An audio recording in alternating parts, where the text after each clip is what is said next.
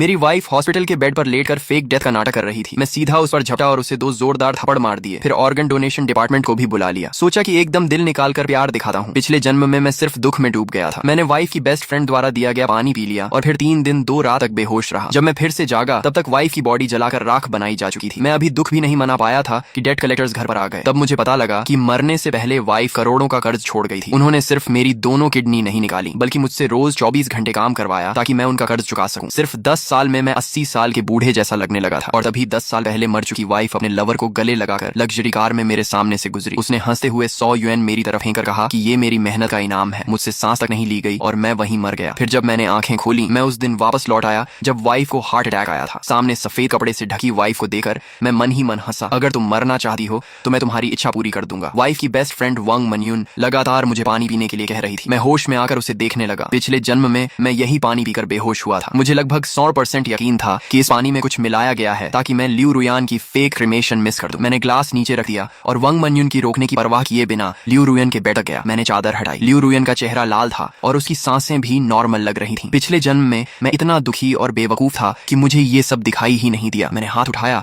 और एक जोरदार थप्पड़ उसके चेहरे पर मार दिया। लियू रुयान जरा भी नहीं हिली। लगता था कि वो पकड़े जाने के डर से पूरी एक्टिंग कर रही थी। वांग मनयून चिल्लाई। उसे लगा कि मैंने लियू रुयान की फेक डेथ पकड़ ली। जीजा जी, आप गुस्से में ऐसा नहीं कर सकते। मैं लियू रुयान को बेरहमी से पीटता रहा। वांग मनयून की हालत देखकर लग रहा था कि वो अभी फट पड़ेगी। मैं रोते हुए बोला, मैंने तुमसे कहा था ना रात भर मत जागा करो, हेल्थ का ध्यान रखो। तुमने मेरी बात क्यों नहीं मानी? अब मुझे अकेला छोड़कर चली गई। मैं क्या करूंगा? वांग मनयून हकी बकी रह गई। मैं उससे बहस करने के मूड में नहीं था, इसलिए सीधा फोन निकालकर कॉल लगाया। हेलो, यहाँ ऑर्गन डोनेशन करना है। अभी अभी डेथ हुई है, जल्दी आइए। वांग मनयून रोकना चाहती थी लेकिन अपनी पहचान की वजह से कुछ नहीं बोली और जल्दी से किसी को मैसेज भेज दिया। कुछ ही मिनट में ऑर्गन डोनेशन वाले लोग पहुंच गए। मैंने दुखी चेहरा बनाकर कहा, मेरी वाइफ बहुत दयालु इंसान थी, उसकी अचानक मौत हो गई। मैं चाहता हूँ कि उसका जीवन किसी और के काम आए। स्टाफ भावुक होकर बोला, सर आप बहुत महान हैं, बताइए कौन सा ऑर्गन डोनेट करना है? मैंने गहरी सांस लेकर कहा, मेरी वाइफ हार्ट अटैक से मरी है। मुझे नहीं पता कौन सा ऑर्गन अभी काम का है। आप बॉडी खोल कर देख लो, जो काम का लगे निकाल लो। अगर कुछ भी इस्तेमाल लायक ना हो तो बॉडी मेडिकल स्कूल को दे देना। वांग मनयून तुरंत चिल्लाई, नहीं जीजा जी, रुयान दीदी कभी ऑर्गन डोनेशन नहीं चाहती थी। उन्होंने खुद मुझे बताया था, हमें उनकी आखिरी इच्छा का सम्मान करना चाहिए। मैंने शांत होकर कहा, मनयून, मैं रुयान का हस्बैंड हूँ, ये फैसला लेने का हक मुझे है। तुम सिर्फ उसकी फ्रेंड हो और तुम खुद डॉक्टर हो। क्या लोगों की जान बचाना नहीं चाहती? ऑर्गन डोनेशन वाले लोग भी बोले, हाँ डॉक्टर वांग, कृपया रास्ता दीजिए। वांग मनयून बेचैन होकर इधर उधर भागने लगी। तभी लियू रुयान की माँ डू शॉमिन भागती हुई पहुंची। उसके बालों में सलोन के कर्लर अभी भी लगे हुए थे। उसने लियू रुयान को सही सलामत देखा तो राहत की सांस ली, लेकिन अगले ही पल मुझे जोरदार थप्पड़ मार दिया। निकम्मे आदमी, मेरी बेटी तुमसे शादी करके बर्बाद हो गई, वो मर गई और तुम उसकी बॉडी काटना चाहते हो। आखिर में ऑर्गन डोनेशन वाले लोग मजबूर होकर चले गए। वांग मनयून ने राहत की सांस ली और फिर लियू रुयान को सफेद कपड़े से ढक दिया। डू शॉमिन सोफे पर बैठकर मुझे लगातार गालियां देती रही। मैंने सिर झुकाकर कहा, माँ मुझसे गलती हो गई, लेकिन वो चिल्लाई, अभी के अभी यहाँ से निकल जाओ, मैं खुद अपनी बेटी को क्रिमेशन के लिए ले जाऊंगी। मैं तुरंत चुप हो गया और वांग मनयून द्वारा दिया गया वही पानी डू शॉमिन को दे दिया। वो लगातार चिल्लाने और टेंशन की वजह से बहुत प्यास लगी हुई थी, इसलिए उसने पूरा पानी एक सांस में पी लिया। वांग मनयून रोक भी नहीं पाई। सिर्फ 2 मिनट बाद ही डू शॉमिन गहरी नींद में गिर गई। वांग मनयून घबराकर बोली, जीजा जी, आप फिर से ऑर्गन डोनेशन तो नहीं करवाना चाहते ना? मैंने सिर हिलाया और डू शॉमिन को सोफे पर सीधा लिटाकर कहा, नहीं, माँ ने मना कर दिया है तो मैं कुछ नहीं करूंगा। वांग मनयून ने राहत की सांस ली और बोली, फिर आप आंटी को इमरजेंसी में ले जाइए, मैं रुयान दीदी की क्रीमेशन संभाल लेती हूँ। मैं हल्का सा हंसा और बोला, तुम डॉक्टर हो, तुम्हें पेशेंट को देखना चाहिए और मैं हस्बैंड हूँ, क्रीमेशन मैं कराऊंगा। इतना कहकर मैंने सीधे क्रीमेटोरियम में फोन कर दिया। वांग मनयून की हालत गर्म तवे पर चींटी जैसी हो गई। वो लगातार डू शॉमिन को जगाने की कोशिश करती रही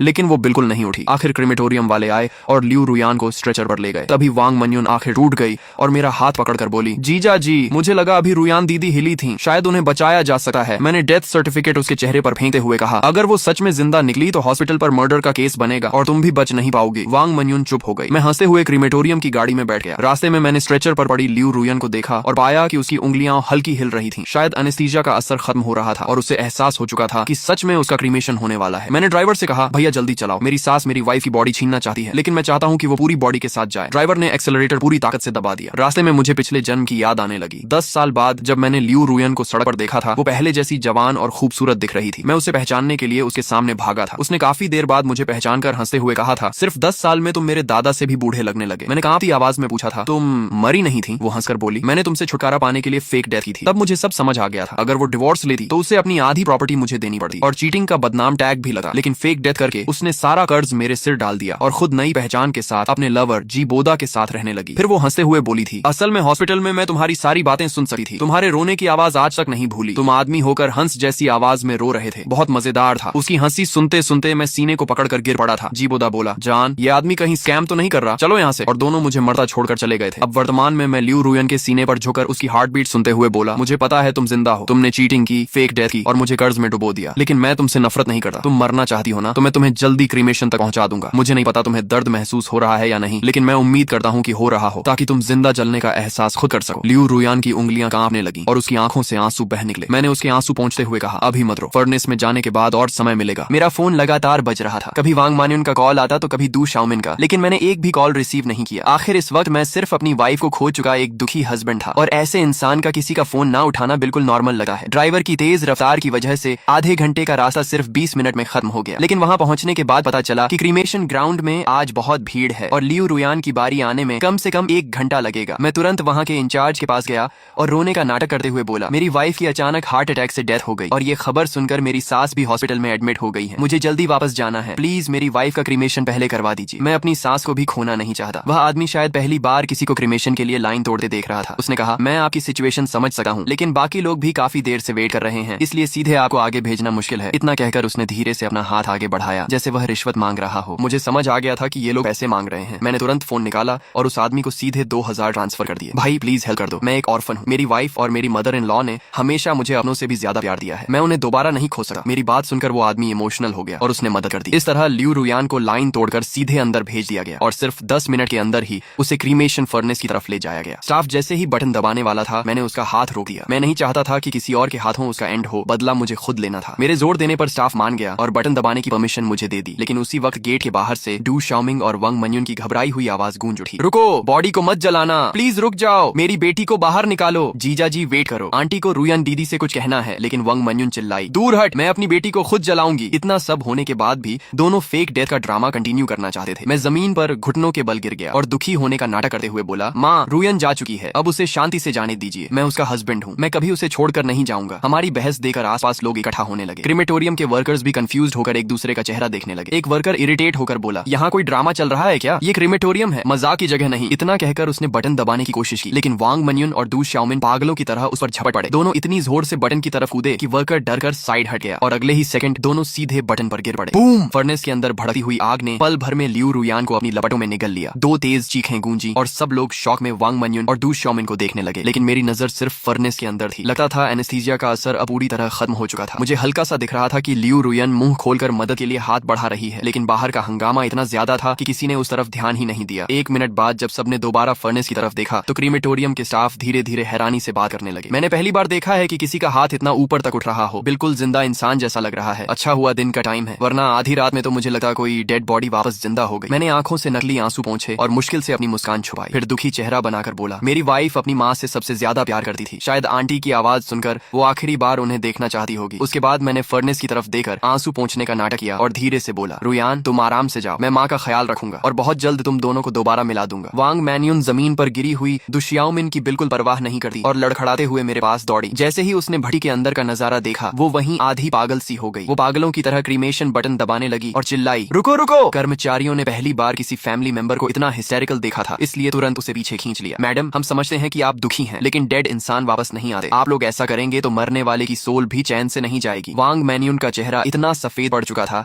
जैसे उसमें खून ही न बचा हो। वो धम्म से जमीन पर बैठ गई और सिर्फ मुझे रोकने की कोशिश करती रही। तभी डू शाओमिन हाथ पैर के बल रेंगती हुई मेरे पैरों तक आई, मेरी पैंट पकड़कर जोर जोर से चीखने लगी, तू कमीना है, तूने मेरी बेटी को मार डाला, मेरी बेटी की जान वापस कर। मैंने गहरी सांस ली और तुरंत डेथ सर्टिफिकेट निकालकर कहा, माँ मुझे पता है आप दुख में हैं, लेकिन रुयान की मौत से मेरा कोई लेना देना नहीं है। उसे अचानक हार्ट अटैक आया था। अगर भरोसा नहीं है तो मान्युन से पूछ लीजिए। उसी ने खुद रुयान को बचाने की कोशिश की थी और उसी ने ये डेथ सर्टिफिकेट मुझे दिया था। इतना कहकर मैंने सिर घुमाकर वांग मान्युन की तरफ देखा और बड़ी मुश्किल से अपनी मुस्कान दबाई। सही कह रहा हूँ ना मान्युन? वांग मान्युन के पास बोलने के लिए कुछ नहीं बचा था। अगर वो कहती कि इंसान मरा नहीं था तो फिर डेथ सर्टिफिकेट कैसे बना, और अगर कहती कि इंसान मर चुका था तो डू शाओमिन कभी यकीन नहीं करती। लेकिन मेरी बात सुनते ही डू शाओमिन को भी सब समझ आ गया। वो पागलों की तरह चिल्लाई, तू ही है, तूने मेरी बेटी को मार डाला, मेरी बेटी जिंदा थी, फिर डेथ सर्टिफिकेट क्यों बनाया? अब मेरी बेटी को जिंदा जलाकर राख कर दिया गया, इसकी पूरी जिम्मेदारी तेरी है। उसकी ये बात सुनकर वहाँ मौजूद हर इंसान शॉक में जम गया। कर्मचारियों के चेहरे तक सफेद पड़ गए। हे भगवान, ये तो मर्डर है। इतना सुनते ही डू शाओमिन की आंखें पलट गईं और वो सीधे बेहोश होकर गिर पड़ी। मैंने तुरंत मौका देकर वांग मान्युन के चेहरे पर जोरदार थप्पड़ मारा और गुस्से में चिल्लाया, मान्युन तुम डॉक्टर होकर ऐसा मजाक करती हो? दिमाग खराब हो गया है क्या? मेरी पत्नी मर चुकी है तो मर चुकी है, तुम ऐसी उल्टी सीधी बातें क्यों कर रही हो? वांग मान्युन मेरा थप्पड़ खाकर पूरी तरह सुन्न रह गई। आसपास के कर्मचारियों को भी लगने लगा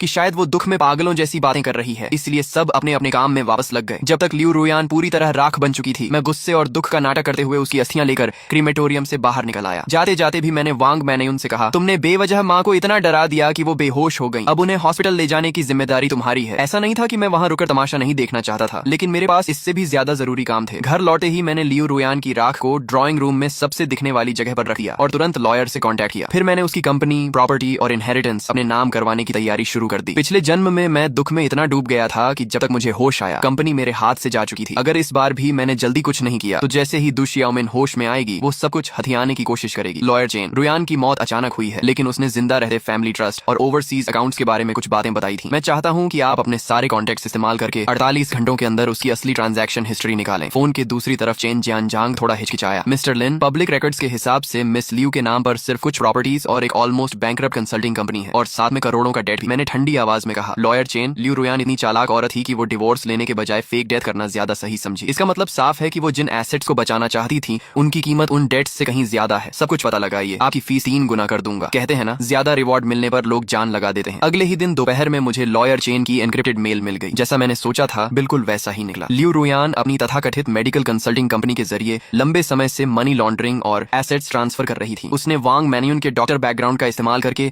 बड़ी मात्रा में इलीगल प्रिस्क्रिप्शन फॉर्मूलाज खरीदे थे और उन्हें कई ऑफशोर कंपनीज के नाम पर छिपा रखा था। लेकिन सबसे शॉकिंग बात यह थी कि मुझे एक सीक्रेट लॉकर का पता चला, जो उसी पुराने गराज के अंदर जब मैंने उस जंग लगी शटर को खोला तो सीधा सड़ी हुई बदबू मेरे चेहरे पर आ गई। ये वही कोना था जहाँ पिछले जन्म में मैं कभी नहीं गया था। मैंने एक हिडन कंपार्टमेंट खोला। अंदर कोई ज्वेलरी नहीं थी, सिर्फ कैश की गड्डियां और कई क्रिप्टो करेंसी स्टोरेज डिवाइसेस रखे थे। करोड़ों का डेट। लियू रुयान, तो तुम्हारा प्लान था कि मैं कर्ज में डूबकर नरक जैसी जिंदगी जीऊं और तुम करोड़ों के बिटकॉइन लेकर विदेश में जी बोयुआन के साथ मजे करो। मैंने गिना, सिर्फ वहां रखे कैश ही 20 लाख से ज्यादा थे। मैंने तुरंत बैंक में जमा नहीं कराया, बल्कि उन लोन कंपनीज से कांटेक्ट किया जिनसे लियू रुयान ने सबसे ज्यादा उधार लिया था। सूदखोरों से बचने का सबसे अच्छा तरीका भागना नहीं, उन्हें खरीद लेना होता है। मैंने उन सब के बॉसेस को एक लग्जरी प्राइवेट क्लब में बुलाया। लियू रुयान मर चुकी है, डेथ सर्टिफिकेट यहाँ है, आप सब सुन ही चुके होंगे। उनमें से एक बोला, मिस्टर लिन, इंसान मर जाए तो भी कर्ज खत्म नहीं होता। आप फर्स्ट हेयर हैं, पैसा आपको चुकाना होगा। मैंने शांत होकर कहा, मैंने कब कहा कि नहीं चुकाऊंगा? ये 2 मिलियन है, सिंसेरिटी के तौर पर पहले इंटरेस्ट दे रहा हूँ। बाकी डेट मैं लियू रुयान की कंपनी संभालने के बाद लीगल शेयर्स मॉर्गेज करके चुका दूंगा। लेकिन एक कंडीशन है, लियू रुयान की माँ दु शियाओमिन और वो आदमी जी बोदा, उनके पास अभी भी उसका हिडन मनी हो सकता है। अभी वो हर जगह ये अफवाह फैला रहे हैं कि मैंने मर्डर किया है ताकि इनहेरिटेंस हथिया सके। अगर वो सफल हो गए तो आप लोगों को 1 रुपया भी नहीं मिलेगा। एक आदमी बोला, तो आपका मतलब? मैंने ठंडे स्वर में कहा, उन्हें मेरे रिपेमेंट प्रोसेस में इंटरफियर मत करने देना और उन्हें भी डेट कलेक्टर्स का स्वाद चखने दो। अगर उन्हें एविडेंस चाहिए तो पहले उन्हें कर्ज के दलदल में डूबने दो। लियू रुयान की कंपनी का नाम था रुयान ट्रेडिंग। नाम सुनने में क्लासी था, लेकिन असल में वो इलीगल ट्रांजैक्शंस का शेल कंपनी थी। कंपनी संभालने के पहले दिन मैं 12 बॉडीगार्ड्स लेकर पहुंचा। फाइनेंस मैनेजर वांग छिन, जो वांग मैन्यून की कजन थी, डर के मारे सफेद पड़ चुकी थी। मिस्टर लिन, ये रूल्स के खिलाफ है। मैडम लियू अभी गुजरी हैं और आप पुराने एम्प्लॉइज को निकाल रहे हैं। मैंने फाइल उसकी तरफ फेंकी। रूल्स, सरकारी पैसे में 3,80,000 की गड़बड़ी और फेक इनवॉइसेस। मैनेजर वांग, तुम रूल्स पर बात करोगी या इकोनॉमिक क्राइम ब्रांच में जिंदगी पर? मैंने कोल्ड स्माइल के साथ कहा, आधा घंटा है, कंप्यूटर से लियू रुयान और जी बोदा के सारे ईमेल्स और ट्रांजैक्शन रिकॉर्ड्स निकाल दो। काम हो गया तो ये पैसा सेवरेंस पे मान लेना, वरना जेल में अपनी कजन के साथ रहना। 20 मिनट में मुझे सब मिल गया। उसमें लियू रुयान द्वारा इलीगली एसेट्स ट्रांसफर करने के प्रूफ और विदेश में प्रॉपर्टी खरीदने के कॉन्ट्रैक्ट्स भी थे। जो चीजें उसने फेक डेथ के बाद नई जिंदगी शुरू करने के लिए जमा की थी, वही अब मेरे लिए फ्रॉड और इलीगल एसेट ट्रांसफर के एविडेंस बन चुकी थी। आसमान धुंधला था और मैं बैंक बैलेंस बढ़ते हुए देख रहा था, लेकिन दिल में कोई भावना नहीं थी। लियू रुयान की प्रॉपर्टीज, डिजिटल एसेट्स और कंपनी शेयर्स मिलाकर कुल वैल्यू 5 करोड़ से ज्यादा हो चुकी थी और करोड़ों का डेट अब लीगली उसके पर्सनल फ्रॉड डेट में बदल चुका था, क्योंकि असली कल्प्रिट मर चुकी थी और एसेट्स सेटल हो चुके थे। बाकी सारा कर्ज गारंटोर दु शियाओमिन पर डाल दिया गया। यही मेरा उसके लिए आखिरी गिफ्ट था। पत्नी, शुक्रिया, अब मेरे पास पैसा है, घर है, कंपनी है। अब मैं तुमसे भी ज्यादा शानदार जिंदगी जीऊंगा। मैं शराब पीकर सोफे पर ही सो गया। अगले दिन तेज नॉक की आवाज से मेरी आंख खुली। दरवाजा खोला तो बाहर वांग मैन्यून, दु शियाओमिन और एक आदमी खड़ा था जो मुझसे कुछ साल बड़ा लग रहा था। शायद वही जी बोदा था जिसे मैंने पिछले जन्म में देखा था। उसके हाथ में 6-7 साल का एक लड़का था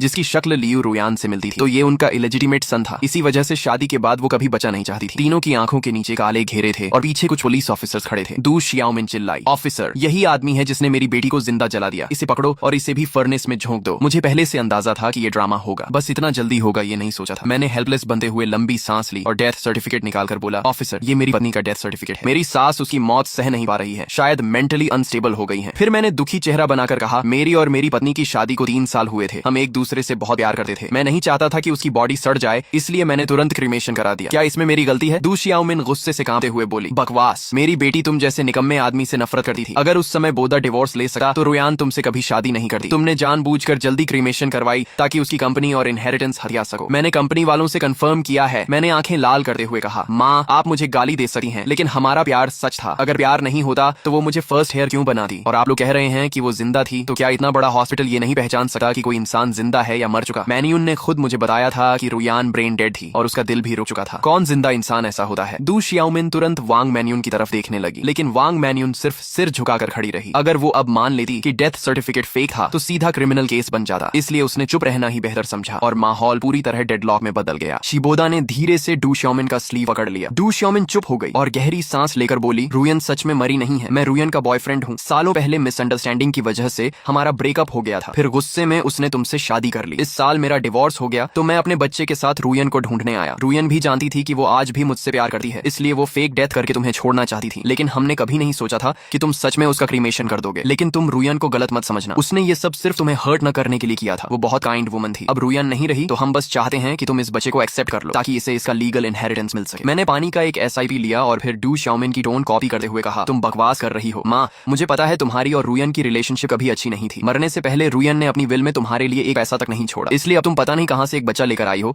और रुयन पर झूठा इल्जाम लगाकर उसकी प्रॉपर्टी हथियाना चाहती हो। सही कहा ना? डू शियाओमिन गुस्से से लगभग फट पड़ी, लेकिन पैसों के लिए खुद को कंट्रोल करते हुए बोली, तुम झूठ बोल रहे हो। मेरी और रुयान की रिलेशनशिप बहुत अच्छी थी। ये बच्चा सच में रुयान का ही है, मुझे सब पता है। मैंने तुरंत लियू रुयान की विल बाहर निकाली और कहा, माँ अगर तुम्हारा रिश्ता इतना अच्छा था तो इस विल में तुम्हारा नाम तक क्यों नहीं है? सारी प्रॉपर्टी सिर्फ मेरे नाम क्यों है? डू शियाओमिन के पास कोई जवाब नहीं था। जिबोदा भी चुप खड़ा था क्योंकि वो खुलकर ये नहीं कह सकता था कि लियू रुयान ने मेरे नाम प्रॉपर्टी सिर्फ इसलिए छोड़ी थी ताकि सारे डेट्स मेरे सिर आ जाएं। मैंने उसके पीछे खड़े बच्चे की तरफ देखा और मन ही मन हंस पड़ा। अब समझ आया कि 3 साल तक परफेक्ट वाइफ बनने का ड्रामा अचानक क्यों बंद हो गया। असल में उसका फर्स्ट लव और बेटा वापस आ चुका था, लेकिन मुझे दुख नहीं हुआ क्योंकि मैं एक बार मर चुका था। मैंने शांत होकर कहा, अगर तुम बोल रहे हो कि ये बच्चा रुयान का है तो प्रूफ दिखाओ, जैसे लीगली अप्रूव्ड DNA टेस्ट या बर्थ सर्टिफिकेट। जिबोदा और डू शियाओमिन दोनों एक साथ बोले, कोई DNA टेस्ट नहीं है, बच्चा घर पर पैदा हुआ था इसलिए बर्थ सर्टिफिकेट भी नहीं है, लेकिन बच्चा रुयन का ही है। मैंने पुलिस की तरफ देखकर कहा, ऑफिसर अब आपको समझ आ गया ना? इन्हें पता है कि मेरी वाइफ का क्रीमेशन हो चुका है, इसलिए ये लोग एक बच्चा लेकर इनहेरिटेंस मांगने आ गए हैं। ऊपर से मुझे मर्डरर भी बोल रहे हैं, लेकिन इनकी बातों में खुद कॉन्ट्रडिक्शन है। डू शियाओमिन जल्दी से बोली, मैं बच्चे के साथ DNA टेस्ट करवा सकती हूँ। अगर मैं उसकी ग्रैंडमदर निकली तो इससे साबित नहीं होगा कि वो रुयन का बच्चा है। पुलिस ऑफिसर ने सिर हिलाया, नहीं ऐसे प्रूव नहीं होता। इससे सिर्फ ये साबित होगा कि आपका बच्चे से ब्लड रिलेशन है, लेकिन आपका और लियू रुयान का रिलेशन ऑफिशियली प्रूव नहीं होता। और अगर हो भी जाए फिर भी ये कंफर्म नहीं होगा कि लियू रुयान आपकी अकेली बेटी थी। मैं मन ही मन हंस पड़ा। असल में मैं लियू रुयान का जल्दी क्रीमेशन करवाना ही इसलिए चाहता था क्योंकि मुझे इसी सिचुएशन का डर था, और अब सच में वही हो रहा था। डू शियाओमिन और जिबोदा ने एक दूसरे की तरफ देखा, फिर जिबोदा दांत भींचकर बोला, बच्चा किसका है वो मैटर नहीं करता, लेकिन रुयान सच में जिंदा थी और इसी ने रुयान को जलवा दिया। ये मर्डरर है, इसे इनहेरिटेंस नहीं मिलना चाहिए। उसकी बात टेक्निकली सही थी, लेकिन पहले उसे ये प्रूव करना था कि मैं मर्डरर हूँ। मैं अचानक वांग मन्युन की तरफ मुड़ा और कहा, मन्युन अब तुम बताओ, रुयन जिंदा है या मर चुकी है? तुम डॉक्टर हो, तुम्हारा फैमिली भी है, सोच समझकर जवाब देना। शायद तुम्हें याद ना हो, लेकिन मुझे सब याद है। जब क्रीमेशन फर्नेस स्टार्ट होने वाला था तब तुम और माँ दोनों ने बटन दबाने से मुझे रोका था। अगर रुयन सच में जिंदा थी तो फिर तुम दोनों ही मर्डरर हुए ना? मैंने उनके रोकने वाले एक्शन को जानबूझकर मर्डर अटेम्प्ट की तरह पेश किया। डू शियाओमिन अभी तुम बकवास कर रहे हो बोलने ही वाली थी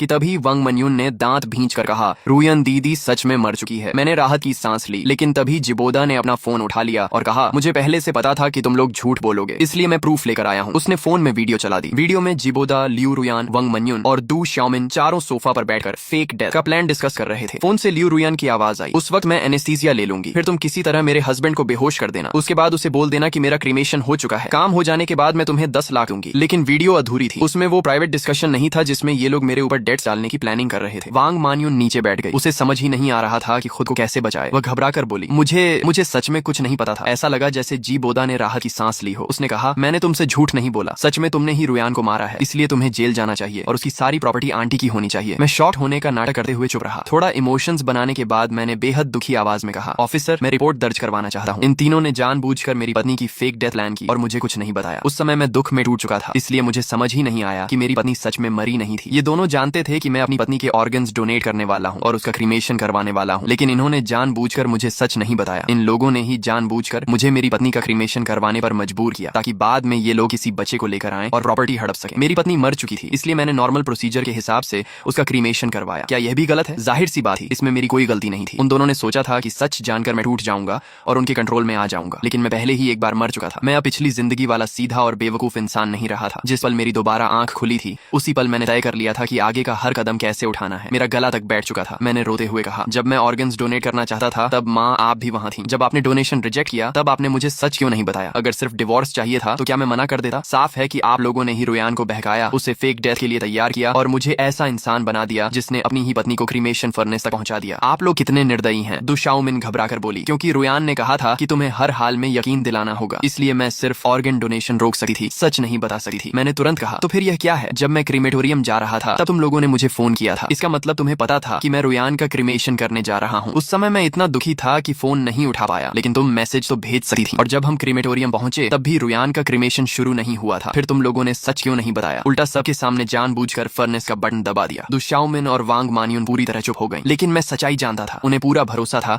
कि सब कुछ समय पर हो जाएगा। बस अगर क्रीमेटोरियम में थोड़ी देर के लिए मुझे दूर कर दें तो उनका प्लान सफल हो जाएगा। आखिर रिस्क लेकर ही तो लोग अमीर बनते हैं। आखिरकार यह पूरा ड्रामा बिना किसी नतीजे के खत्म हुआ। हर कोई अपनी अपनी बात को सही साबित कर रहा था, इसलिए पुलिस हम सबको स्टेशन ले गई और इन्वेस्टिगेशन पूरी होने तक टेम्पोरेरी कस्टडी में रखा। कुछ दिनों की जांच के बाद पुलिस को पता चला कि मैं सच में एक बेहद सीधा साधा हस्बैंड था, जिसे अपनी पत्नी के अफेयर के बारे में कुछ भी नहीं पता था। मैं कभी लियू रुयान के बिजनेस ट्रिप्स या पार्टीज के बारे में सवाल नहीं करता था, कभी उसका फोन चेक नहीं करता था। पुलिस ने मेरे नेबर्स, दोस्तों और कॉलीग्स से पूछताछ की, घर के सीसीटीवी फुटेज भी देखे और कंफर्म किया कि हम दोनों एक परफेक्ट कपल की तरह रहते थे। हमारे बीच कभी लड़ाई तक नहीं हुई थी। पुलिस को तो ये पता नहीं हो सकता था कि मैं रीबर्थ लेकर आया हूँ। मौजूदा सबूतों के हिसाब से ऐसा हस्बैंड अपनी पत्नी को अचानक क्यों मारेगा? दूसरी तरफ दुशाओमिन, वांग मानियुन और जी बोदा की बातों में ढेर सारे लूप होल्स थे। उनके पास कई मौके थे मुझे यह बताने के कि लियू रुयान जिंदा है, लेकिन उन्होंने जानबूझकर तब तक इंतजार किया जब तक उसका क्रीमेशन नहीं हो गया। खासकर वांग मानियुन और दुशाओमिन ने अपनी आंखों से लियू रुयान को फर्नेस में जाते देखा, फिर भी सच नहीं बताया और खुद बटन तक दबा दिया। भले ही वे कह रहे थे कि यह एक्सीडेंट था, लेकिन कौन यकीन करता? ऊपर से शुरुआत से ही फेक डेथ प्लान बेहद खतरनाक और सस्पिशियस थी। आखिर इन्वेस्टिगेशन का रिजल्ट यह निकला कि मैं सिर्फ एक बेगुनाह और दुखी हस्बैंड था जिसने अपनी पत्नी खो दी, जबकि बाकी तीनों पर मर्डर कॉन्स्पिरेसी का केस बन गया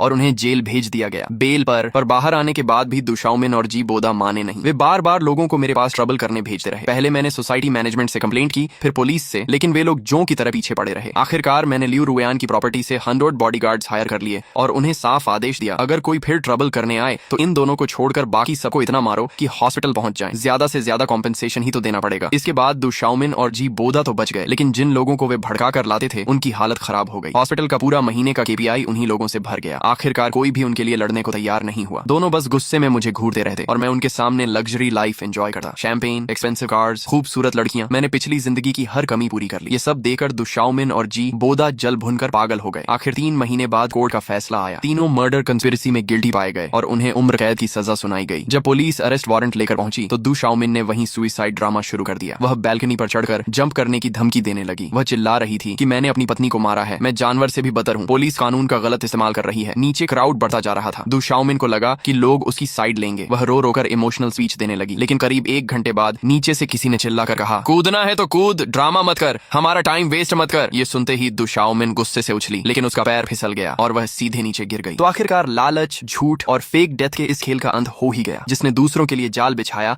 आखिर में वही अपने ही जाल में फंस गया। लेकिन दोस्तों, अगर आपको ये स्टोरी इंटरेस्टिंग लगी हो तो वीडियो को लाइक और चैनल को सब्सक्राइब जरूर करना। और अब अगली वीडियो किस स्टोरी पर चाहिए ये आप लोग हमारे चैनल की कम्युनिटी पोस्ट में जाकर वोट करके डिसाइड कर सकते हो। साथ ही हमारा टेलीग्राम चैनल भी ज्वाइन कर लो, वहां आपको अपकमिंग वीडियोस, अपडेट्स और एक्सक्लूसिव कंटेंट सबसे पहले मिलेगा।